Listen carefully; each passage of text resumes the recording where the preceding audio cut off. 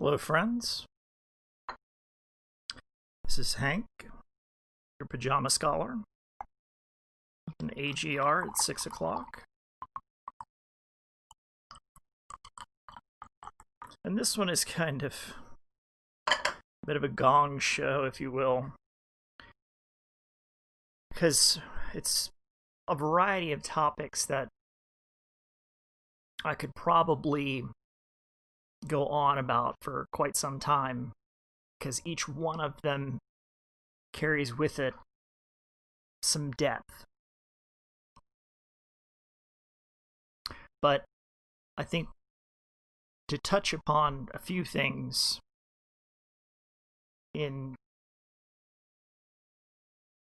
I suppose the theme of today's AGR is a standard model of reality.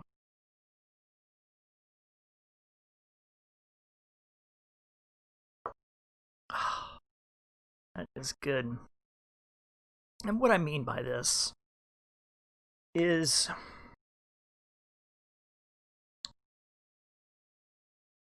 perception, and I'll flesh it in more specific detail. But let me first kind of explain a few general concepts.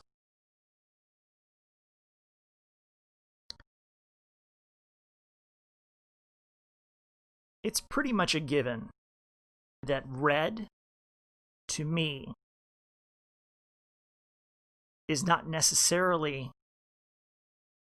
the same shade of red to you. But for the sake of simplicity, for the sake of something that we can all agree on, we kind of say, okay, this is red. Even though, to our individual perspectives, the shades are slightly different. And we're not going to know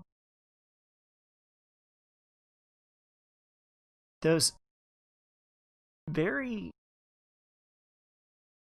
slight differences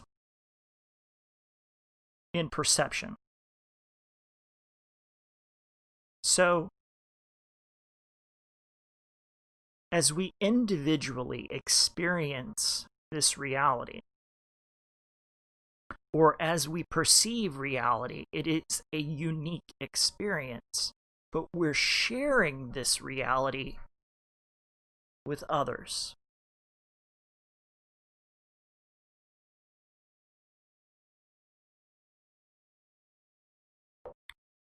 Other animals, other humans. Some could easily argue the plants, the rocks, the trees. This is what I find to be kind of irritating about science.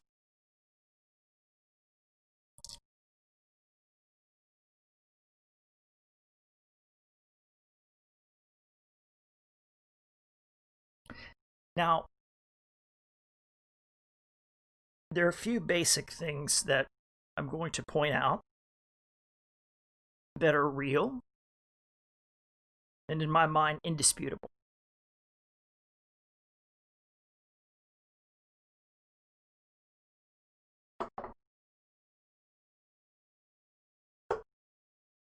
Firstly, God is real. Of that, I have no doubt.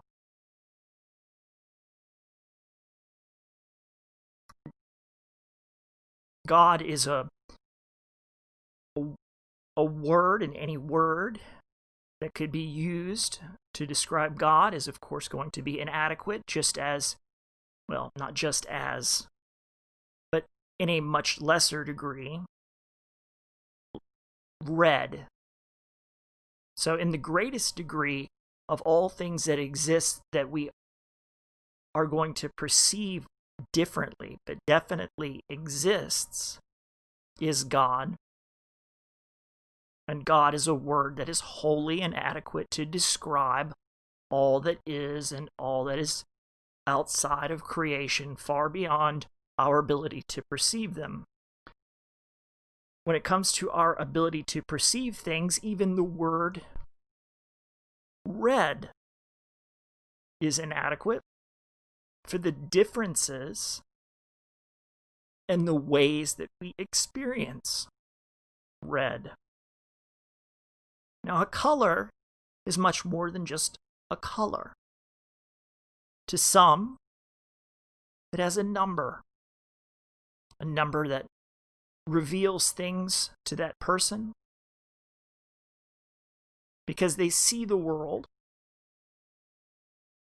as a collection of numbers and calculations, a sort of divination, a way to describe and understand the world. So red to this particular person is different than the person that simply passes by and acknowledges this is red, or different to the person, to the youth that has just freshly pulled the red crayon out of the box and begins to use it. The red has a different impression. To the person that gets older, or may have had a different set of experiences in life, maybe they associate red with a particular context, a way that red invokes a feeling in their heart, in their spirit, in their mind, with their experience associated with red. There are the natural or cultural associations that different people can have with red. A more specific example would be like white. In the Western world, white signifies purity, and in the Eastern world, white signifies death. Now, could they potentially be one and the same? That is, well, again, a matter of perspective. And red in and of itself is something that is agreed on being a color. You would say, oh, it's easy. Everybody agrees on red. But red is a unique experience. So how can red be truly red? Now, I suppose that, you can get on to using technology,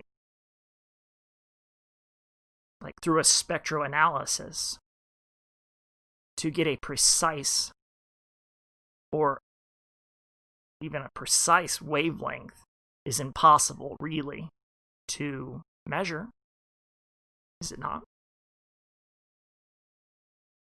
You can only hope for an approximation. But it's a finer approximation than what the human eye can bring. As a painter, you can bring several samples of red to a person, and they're going to see it different. You're going to see red differently in a room with a lot of light, as opposed to a room that's a bit darker. Natural light versus artificial light, yellow light. And yet, still, the red is still supposed to be the same, the thing that we all agree on. And why do we agree that it's red? Well, one, we've been taught to agree that it's red. But two, it's for the sake of simplicity. It's for the sake of ease in defining your reality, the reality that you share with others. So, life is essentially an exercise in all these different perspectives that we have, that we are collectively attempting, if we are wise, to find something that we can all agree on for the sake of simplicity instead of the sake of argument.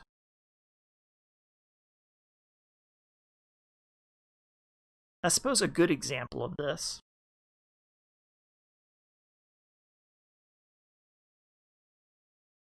when we talk about division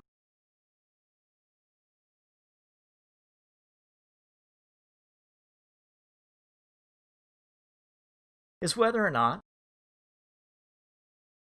the cup runneth over. It's a good thing. Again, a matter of perspective. I don't see it as spill so much as abundance. Not quite as much abundance as I'd like to have all over my table. But I'd rather have a full cup that runs over a little bit than no cup, nothing to fill it with at all.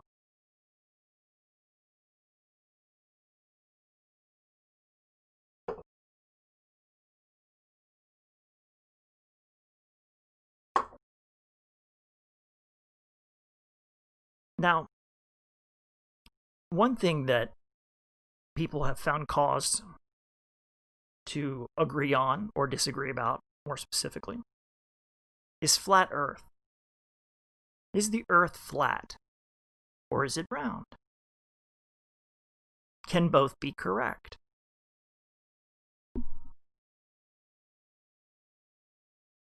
And here's the primary point. It could be flat. It could be. I've never been in space. I've never seen the Earth in total from a perspective way on up high that would totally convince me that the Earth is round, or a globe, rather.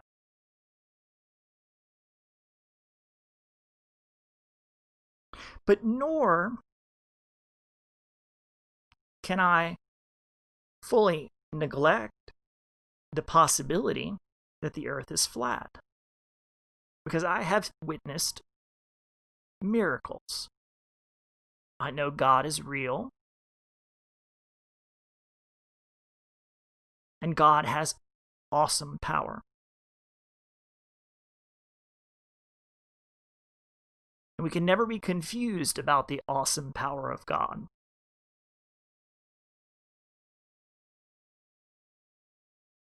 So, you can believe the Earth is flat, or you can believe that it is round. And really, are there any consequences to carrying this belief? Do you have to force someone else to believe that perspective for the sake of a reality that we all agree on?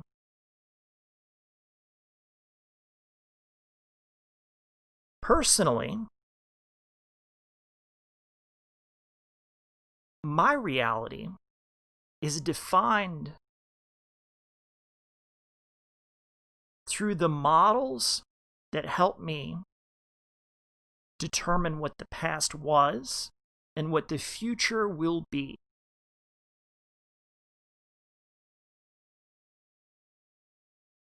And until some new evidence comes along that forces me to adapt my assumptions and conclusions, then I stick to the model. For me, the model that fits is that the Earth is a globe. It just explains things easier. I've been on the water. I can look at the shadow of a well, shadows in a well. The models I mean, the Earth could very, very well be flat, but the model that fits for me is that the Earth is round, more of an ellipse, and then it travels through space at a certain time. It helps to define reality in a more predictable way, so I don't have to remember every detail, because our memories are very, very faulty things. And who's to know? Memory is no more reliable and is mutable. The past, in my opinion, is as mutable as the future. And I could give an example of this, which you would have to say that's crazy to believe. And it could be fallacy of my memory.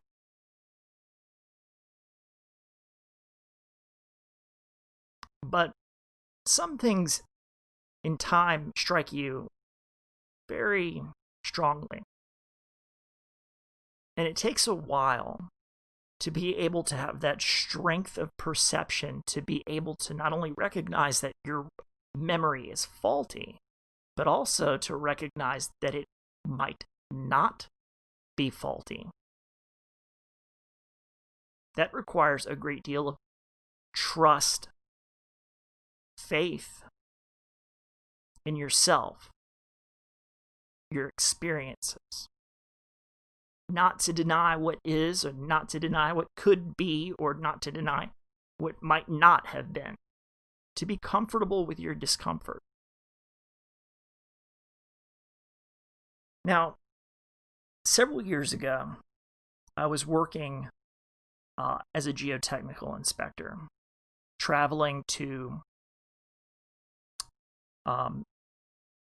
different sites all over to examine soil quality, things of that nature.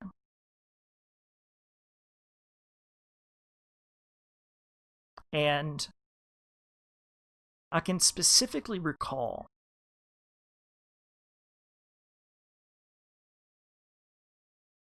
that I did not go to work. And maybe this is a fallacy in my memory. So I'm going to ignore this one particular example for a moment. It's something I wish to explore a little bit more before I go into any great detail, because it has to do with resurrection, having dead people return to life. That's something I really want to work out a little bit more and do a lot more exploration on.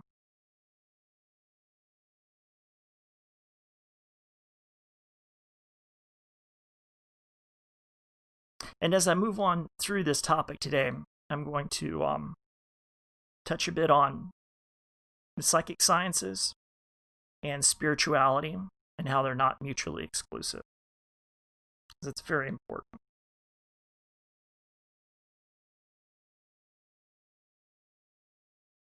And I started to touch already on incongruent realities as far as perspective, color, energy, sound, which is frequency and vibration, and the ways that they can be interpreted. I don't think I need to belabor that point anymore. I think the red analogy was hopefully clear enough.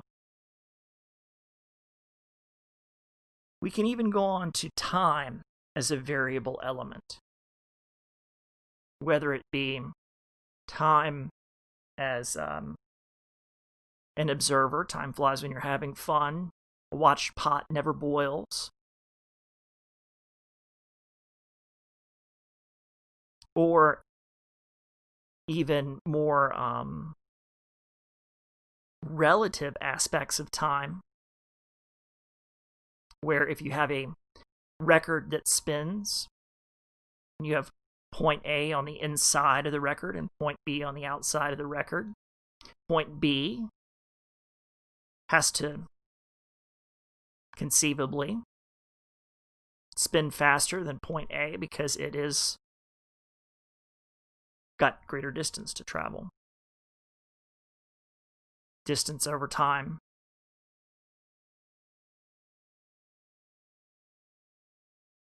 Time also has a variable element depending on your location and your age. So, for a 10-year-old to experience a year, that's 1/10 of their life. So time, to their perception, is probably not the same as it is for somebody that's 100,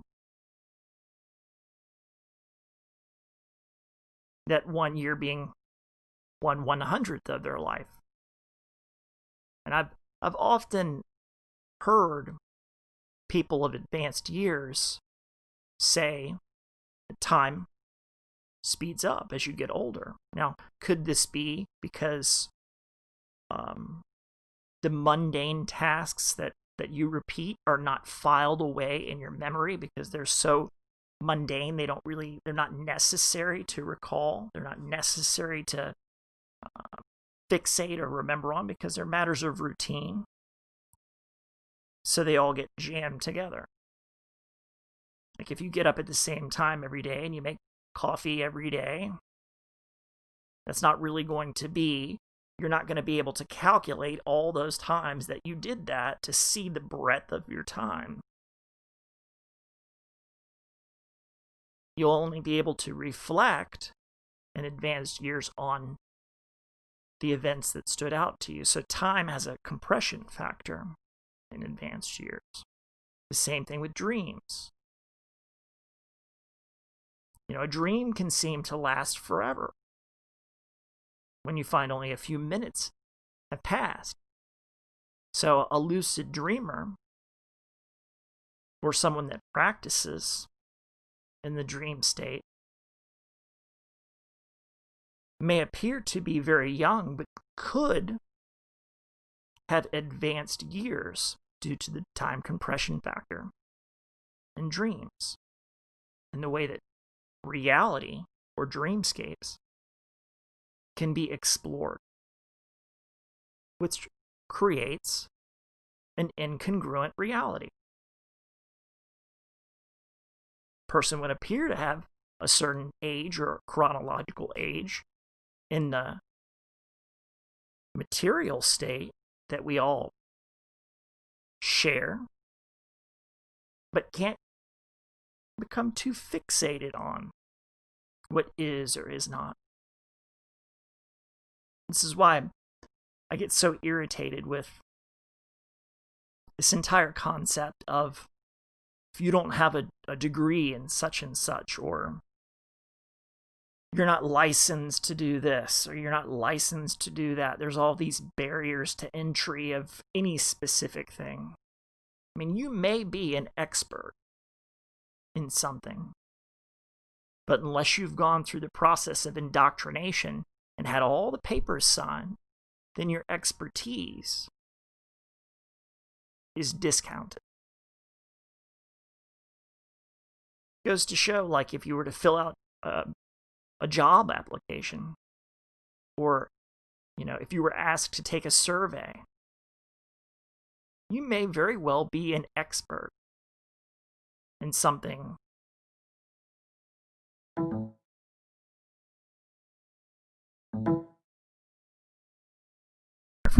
Lost my microphone there for a second. You may very well be an expert in something impressive. But finished high school, some college, you're not needed, nor are you wanted. And then some people that go through the indoctrinations are supposed to be experts, but they're not capable of much creativity. They share the same indoctrinations.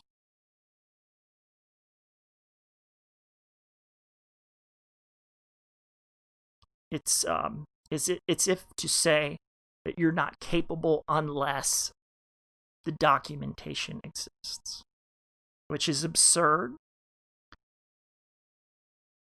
because you've done away with meritocracy.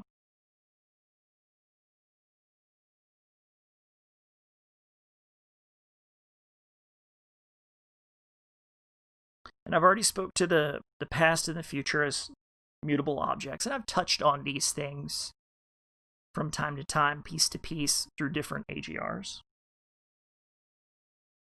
So let's move on to how to understand and survive in an uncertain future.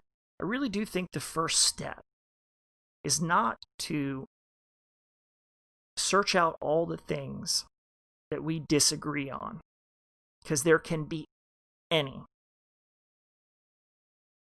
What we must do is find the things that we do agree on and then act on those things that we agree on. I had a discussion the other day on the internet, which is interesting because a lot of times it's AI or chatbot or all these other things that are put in to specifically confuse and deny someone from being able to communicate in a broad or effective way.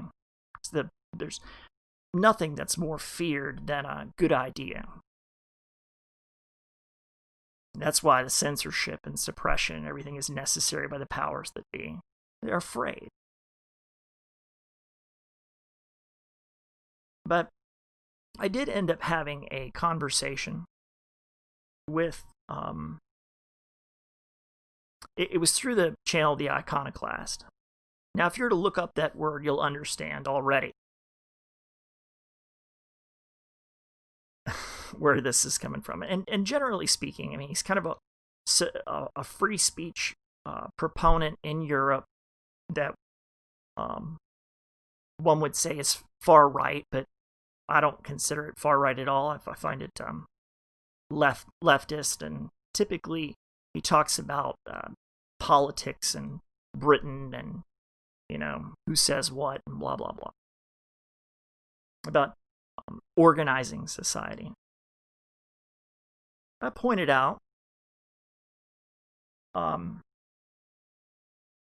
just several issues that I have with, perspectives on race or whatever, and how all this kind of division, this nonsense, even the commentary is not, I mean, it is important, but it's not that important. It's not discussing what is and what needs to be done. It's just more pissing up a rope type of thing. Something to while away the time. And one of his subscribers was talking about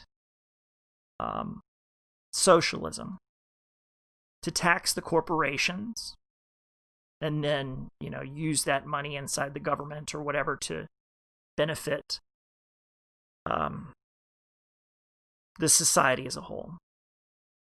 And I just simply pointed out that socialism is an extension of corporatism. Corporatism is the system that we got to first because, well, assholes that have no spine, no balls, and no soul did away with the moral and legal frameworks that were necessary to curtail tyranny. They wanted tyranny to manifest.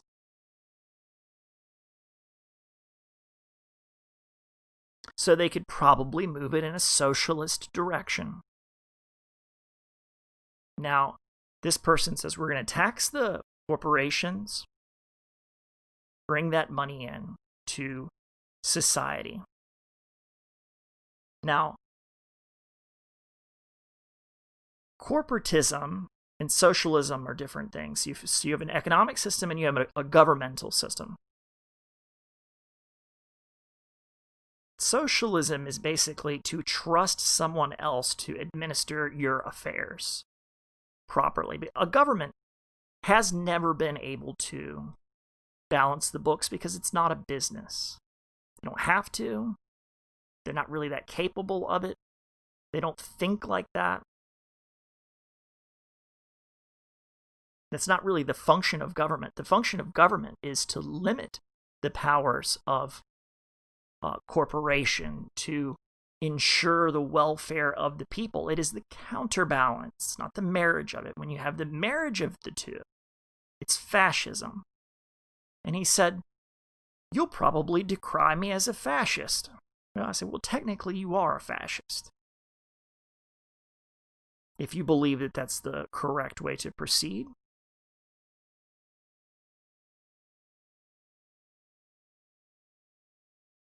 I told him that ideology was not welcome in America, and he said, oh, that ideology is welcome in America. Well, if you examine the bullshit that's mostly put out by essentially the corporate powers that run everything, yeah, they of course would lead you to believe that. But I do a little something called living on the street, living in life, and talking to different people. I also know the cultural roots of my people. And while they might not completely understand what's going on, I know where their hearts are.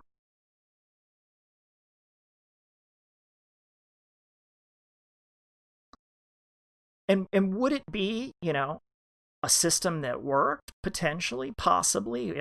The way that I see it, everywhere it's been tried, it's failed. It leads to greater and greater tyranny. I basically told him, I said, well, when they start to confiscate wealth in Europe,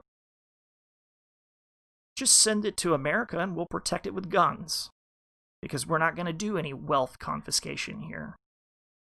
I mean, the corporations have already done a fine job of that.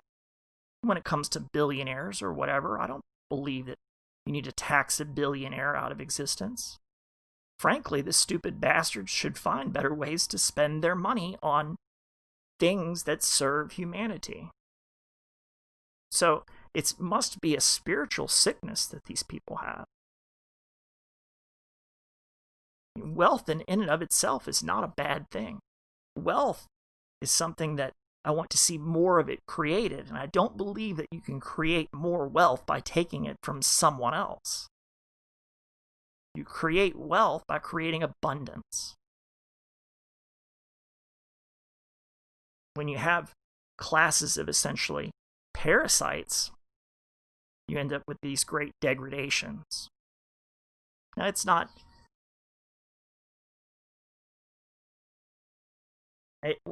I suppose I don't need to belabor the point too much about that, but with all the failures that you see in government and all the failures that you see in corporations, is that seriously a model that any sane person would want to move forward? Well, he came back to me. Well, his initial comment was very rude, but then he realized he wasn't talking to a fool that's stirred by whatever, he mentioned something like, if you're this Ayn Rand proponent or blah blah blah, or I don't really give a, I'm not, you don't put me in that shoebox. And this is the thing that I hope more people can understand. It's not going to be a specific ideology that has to be shared by everyone.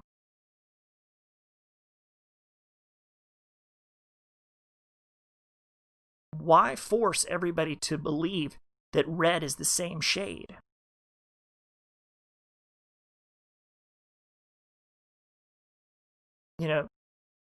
They've, in this bizarre Orwellian upside-down world, they say diversity is strength.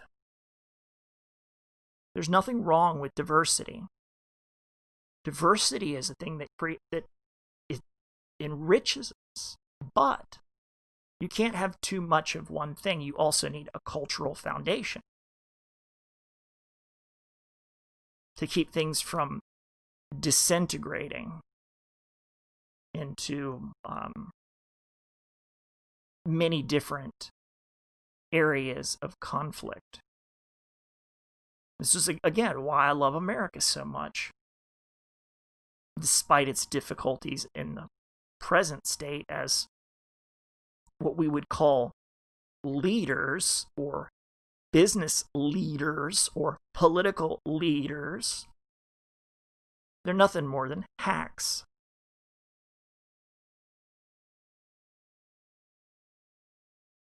Which is sad. And it really, for a place that is so great to be infested by people that don't give a damn about it, it's more than disappointing. But all in due time, all in good time, my friends, all in good time. Now, later, that person that made the comment came back and actually had a very decent response, very decent discourse, more polite. I'm always willing to listen and entertain any idea. Gives me something to think about. I might disagree. I don't have to convince you. I don't have to ram it down your throat by force. You can think about it. You can decide for yourself. Maybe there's a piece that you'd like to integrate. Maybe the whole thing you want to discard. For me, I know God is real. What was my path to salvation? It was through Jesus Christ. I worked. I could go on and on about that too, and I might. But let me finish this point here. 3 methods for understanding and surviving an uncertain future. Okay. The first one is understanding, and to understand or assess the future, you have a couple of different methods. The first is probability. I've used this in poker. I've used it in a lot of different things. You can use mathematics, predictable models, which is just essentially something that's carried out over infinity in order to give you the highest probability that something will happen. Second, examine your historical patterns. What happened in the past is likely to happen again. And for the most part, we're all kind of indoctrinated to this idea towards progress, when in fact, I believe life and history is more like the Greeks described it, cyclical time. You have things that, in nature, if you want to examine the things that are true, you'll examine nature. And what is true in nature is often true in philosophy and mathematics and physics, other things. So we find that nature travels in cycles. Time must travel in cycles. So examine your historical patterns, and it will give you insight into the future. It's not to say that the future is predetermined. You could look at history as a broad spectrum and say, what I do makes no difference. But every person, every individual has the ability to influence the future in that cycle, either delaying it, prolonging it, or quickening through your own actions, through your own understanding. It's not necessarily a given with precision. Even great leaders come along, change the cycles. As life is like a river, there are many ways that it can diverge. There's many different paths that it can go. And sometimes time, history, hits something like a rock, just doesn't move, and the water will go in a different direction. So you use historical patterns, and technology changes, the weather changes. There are many things that will influence this, but historical patterns are your second way, really, of understanding and assessing the future. And the third is the testament of the Holy Spirit.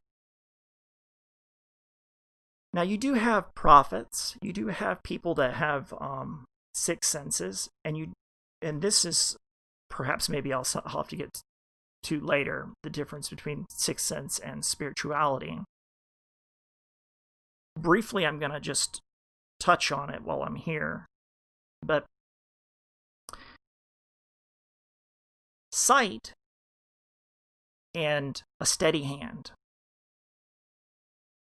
and a thorough understanding of color, you could have a person be divinely inspired to create a great work of art. You could have somebody that has a fine ear be able to visualize music and be divinely inspired to produce a great piece of music. You could have sixth sense abilities through prayer and meditation. You could be divinely inspired to have a prophecy. Now,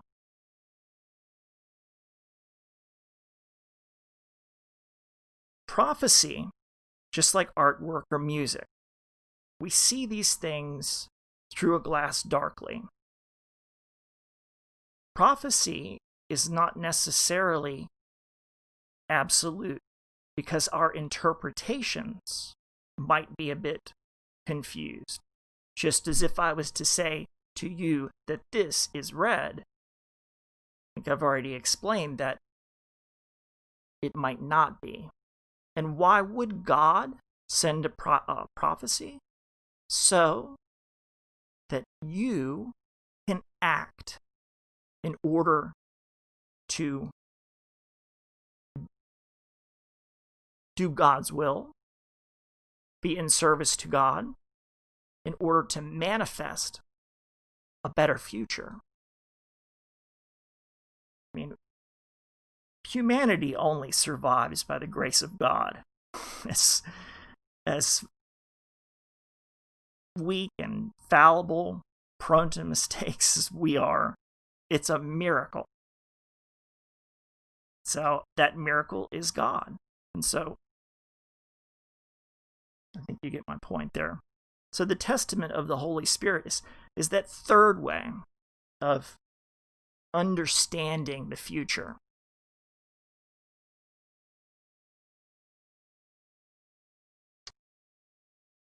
Or assessing the future.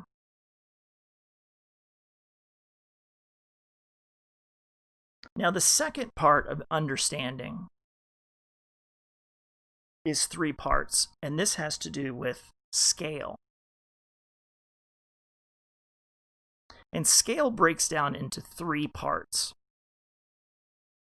Time frame, which is duration. So, pole shift, for example, best example I have for you right now, pole shift. On a scale of the cosmos and of Earth, the pole shift is right on top of us. In geological cycles of time, pole shift is right on top of us. It's happening quickly. Now, the scale for the Earth, the scale for the celestial bodies, very different than the scale of a man's life.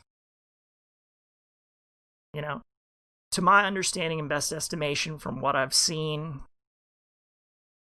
and examined, pole shift is probably at least 150 years away. So when I look at my understanding of the future, I look at the duration for what's imminent based on my scale. And my scale is not quite that long. So that's everything to do with duration. You have to understand duration when you're understanding the future. Secondly, you have to understand magnitude, which is how large is the event. And if you can understand how large or how small the event is, you can understand the gravity of the consequences. Like if you were to take a penny and throw it into a big lake, it makes a small splash. But if I were to take a car and catapult it into that lake, it's going to make a big splash, which is going to create bigger, stronger ripples that last longer. So magnitude is very important. And I hope I'm not getting too pedantic, but if you don't like it, fuck off. And then the third thing that needs to be understood and how to understand and survive in an uncertain future is time frame. And that's immediacy and order of events. What happens first?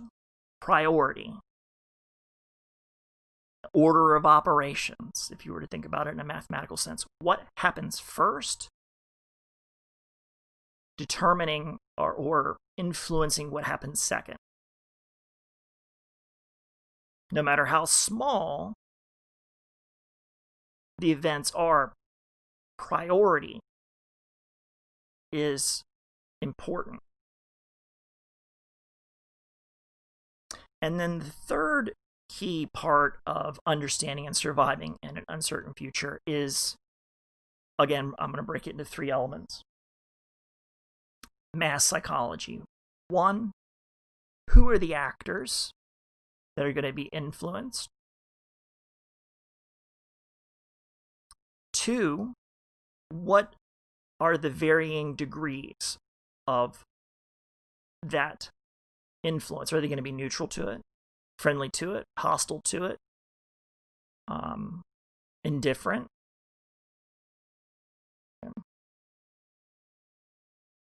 And then the third aspect of mass psychology is going to be the probability or the likelihood, or what is your level of interaction,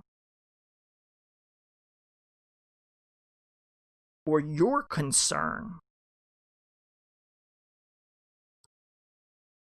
with the mass psychology of the event, of however it's occurred in the future.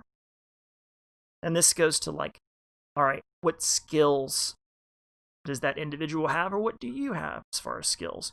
The threat, or what degree of threat are they or can they be? And then the encounter rate. What's the likelihood that you're going to encounter them? So I think touch now on at least the standard model of reality, how to understand and survive in an uncertain future. I suppose I'll get to the psychic sciences and spirituality being different another time. There are some things I'd like to speak on to prayer. And I suppose I'll touch on something that was spoken about by Father Hartney a while ago. But since we're going on about 46 minutes, it's been Hank. Catch you on the flip side.